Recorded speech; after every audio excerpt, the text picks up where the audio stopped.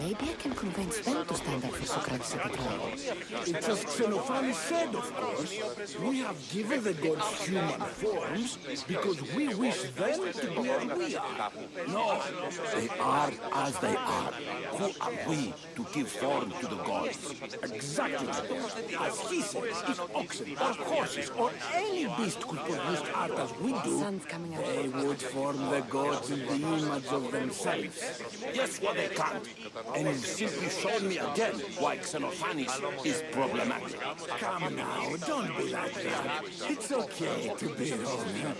Sometimes. I wouldn't know what that's like. Do not students take what they learn from their teachers? What then if the teacher is wrong? Does that not simply perpetuate these wrong teachings amongst future generations? You assume the students aren't wise enough to understand the flaws of the teacher. Think of those who came before us. First Thales, then his student Anaximandros, and then Anaximenes.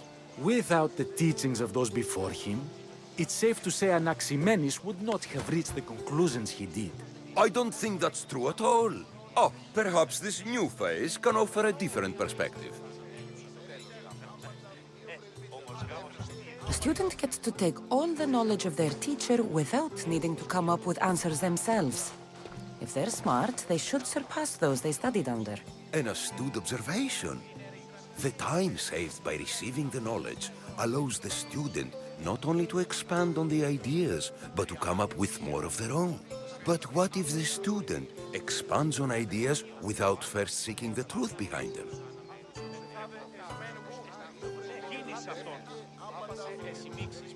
If a student asks questions before first learning from their teacher, they've not only failed their teacher, but themselves. Yes, and more would do well to challenge what they hear. Your appearance betrays you, Mystius. Clearly, you've taken on a teacher of your own. Something like that. He's the reason I'm here. Socrates needs your help. Socrates? Ha! If it's another debate you want, it will be hard for us to decide who hates that man more. Why would we help him? It doesn't matter if he's your worst enemy. If they're willing to imprison someone like Socrates only for his words, what's to say they won't do the same to you? So, you want us to help out of fear of being imprisoned ourselves? I don't care why you help. If I hadn't said his name, would you think it was right Socrates was locked up? If it's as you say, and it was for his words, then no. And aren't you afraid it could happen to you too? Of course. If we can't speak our minds, what else are we to do? If you believe that, then you should help. Fine, fine. You've made your point, and you've made it well. Socrates deserves our help, but we don't give it lightly. That makes it worth even more. We'll be on our way then. We'll gather some others as well. Make sure our voices are heard. Believe it or not, we're pretty good at causing a scene. If you're like Socrates, that's not hard to believe. Wow, I've never seen someone convince them so easily before. Is that so? I guess I should feel proud. I'm surprised to see a child here. Is there an age at which it would suddenly be okay to debate with them? What then of the night before I turned that age? Should we be prevented from doing what we wish due to the world's view of us?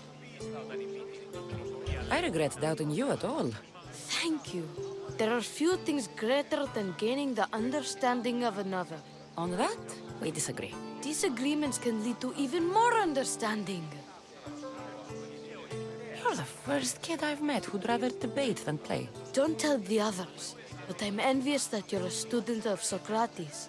I hope one day to be as well. You're on the right path. What's your name? Aristocles. Although I've never liked that name much. It does sound like countless others I've heard around Athens. Why not choose another? I can do that? Huh. My brother always had a problem saying my name, so he called me Plato instead. Perhaps I'll use that. I like it. Thank you. Well, I better hurry after the others. Fiere!